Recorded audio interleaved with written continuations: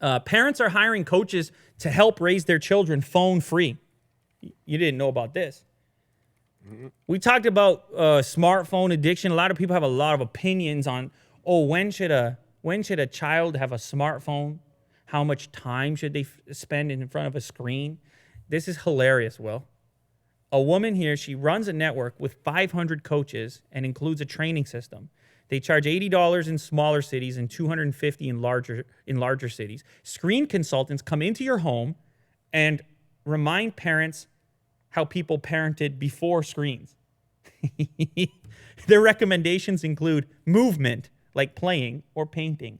People don't, Will, people don't even, they got the screen in the house and the kid was, addicted to it, and they were just like, I'm going to go, sweet, I'm going to go look at my screen now. Or I'm going to go do whatever I want to do. Yeah. A lot of kids in restaurants, they're on the a screen. iPad or like the iPhone. It's a parental crutch. You just put the screen and shut up. And I would say it's easy. That's what I mean. So people, they just go for it, and it's the future. So what? I got to let my kid do it. So how do these coaches like come in? Do they give like a PowerPoint or something? One of their recommendations is to get a pet. That's one of their recommendations, a dog or a cat. Mm-hmm. I mean, I don't know how well that's going to work. There could be more problems for these families because then the kid neglects the animal and is just back on the screen.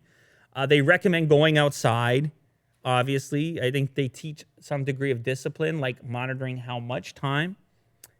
They've convinced a certain group. There's a group of people online that have I guess it's a Facebook group or something to have parents restrict smartphone use up until the individual's in grade 8 and up. Mm-hmm. They say, like, don't let them have it sooner.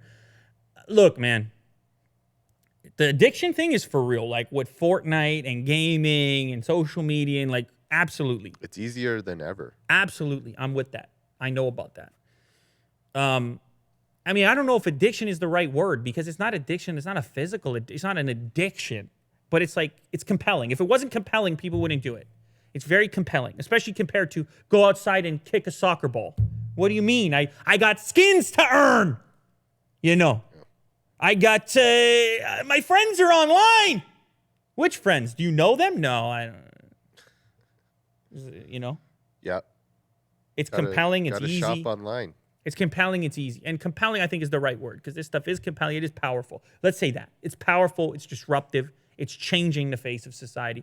Whether there's a good side to it, there's a bad side to it.